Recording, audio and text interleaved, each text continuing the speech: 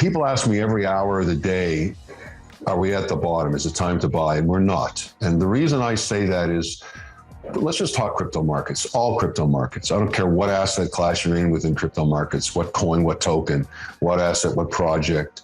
I don't care. It doesn't matter. We're not at the bottom yet. What defines a good bottom is a panic event. Now, we've had some good bankruptcies, but they're all small. You know, yesterday's announcement, Voyager, it's irrelevant. It's so small and so decentralized in the sense that the shareholders are all over the place. And it's not really going to hurt anything. So it doesn't bring the panic bottom that you need.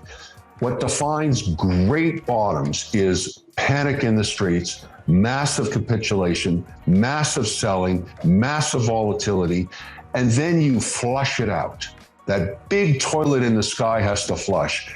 It's coming soon. I feel it coming. Somebody's offside, somebody's over-levered. These small guys going to zero just never knew how to manage risk because they never experienced anything like this. Now, the good news for them is they've learned.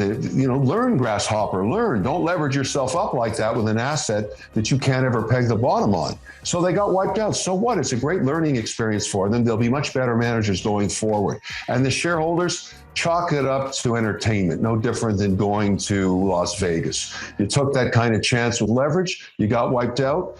Learn. That's the whole point. But the big event hasn't happened yet. It's coming to a theater near you shortly. I don't know who it's going to be. Somebody's gnashing their teeth right now. Somebody's way over leveraged. Somebody's trying to borrow cash. And tomorrow morning, you might find out who it is. I'm looking forward to that one. That's when you go back into the market, when it's absolute panic in the streets, and it will happen. You know, we're still not at the bottom there either because P's are still a little expensive. I anticipate if we could get down to 15 and a half P on the S&P, then you can cherry pick the top 100, highest quality balance sheets in the S&P 500. And that'd probably be a good place to put some money to work. And you'd be layering in. Nobody knows about the recession. It's pretty hard to have a recession of full unemployment, full employment. I mean, we don't have, this is not your typical recession. I can tell you that. I haven't even seen any results yet of private companies I've invested in slowing down at all yet. We can't even hire anybody. So we're in a different kind of time right now, and we'll have to see where that goes. But in crypto, you get a lot more volatility. And, obviously the granddaddy asset is Bitcoin. It's holding its own at 20,000. But if you saw that spike down in a panic sell-off, that somebody had to off their coin because they're, being margin called out, and that thing dropped to 15,000 or something, that would be a good place to start putting money to work in again. And I'm not saying it will or won't happen. It's just, we're not at the bottom yet. Of that, I'm sure. And so you gotta, hold your nose and wait and see what happens. And in the meantime, if you have a position, as I do, you just ride it out. I don't use any leverage in crypto, zero leverage. So it can go to zero and it doesn't wipe me out. Crypto is not leverageable yet. It needs to have policy and it needs to be regulated. And then the volatility will go down. Then you can put on some leverage to goose returns. The guys that put on the leverage are wiped out. And every day you hear another story, wiped out to zero. A lot of these companies are going to face bankruptcy because they levered their Bitcoin mining, borrowed money to build more facilities, and they're offside 50, 60% plus leverage. But the bigger problem, Pomp, is this. Let's say you want to raise new capital, because I'm in the mining business and I want to raise, let's say you're going to do a 300 megawatt facility in a friendly state like North Dakota or Montana or South Carolina, where you can get power. You can get a plug-in for less than 4 cents a kilowatt hour, which is what you need to be globally competitive. You have to find a power source behind the meter. In other words, where you can prove to someone that you are compliant from a carbon perspective. And that really points to nuclear power and hydropower.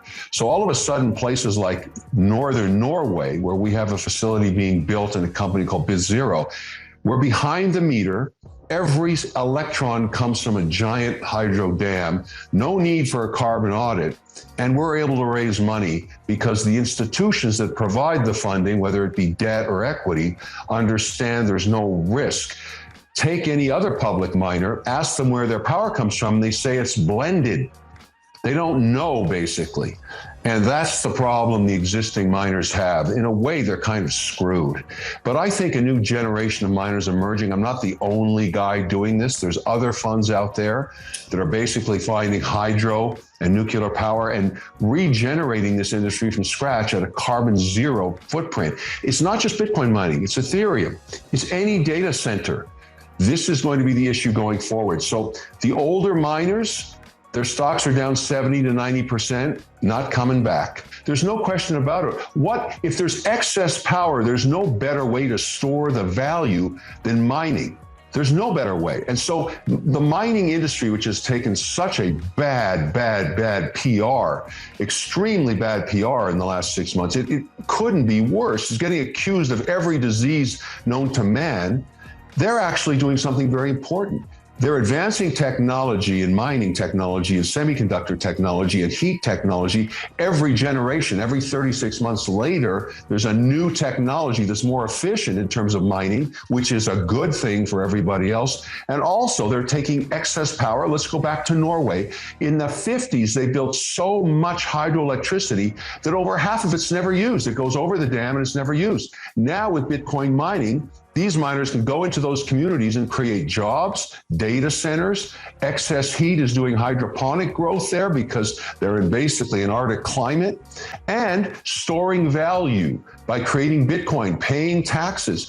In Norway, they don't get thrown out of the country. They're embraced by the government there because they see the imputed value.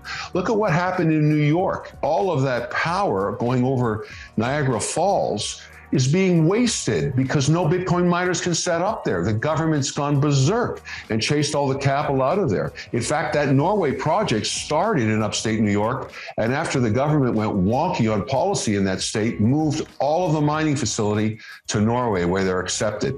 So there's a lot of differences between policy in different states. You've got to go find the ones that are willing to embrace the concept of mining for the reasons that it has merit, which is basically to store value in unused power. Unfortunately, for Biden and the administration, there were some policy mistakes made early in the mandate over 2 years ago, particularly around energy. There's two pressure points that are causing all of this political activity. One is inflation on energy. $5 to $7 gasoline per gallon is just a killer when it comes to midterm elections. There's no getting around that problem because people see that every time they fill up their truck or car.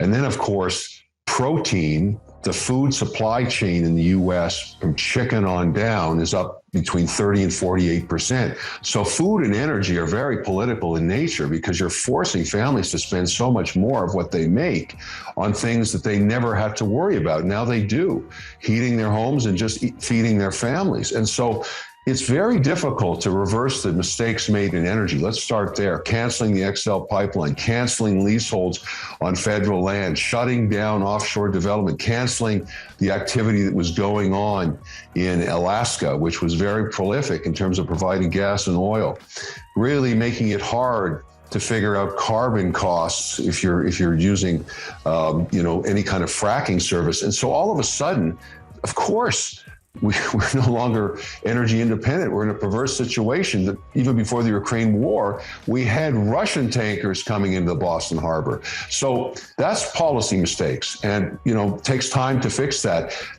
When Biden goes over to Saudi Arabia to get more oil from them, it won't matter to energy prices in the US because we don't have enough refinery capacity. We just canceled another refinery. We need 3 more. Again, bad policy.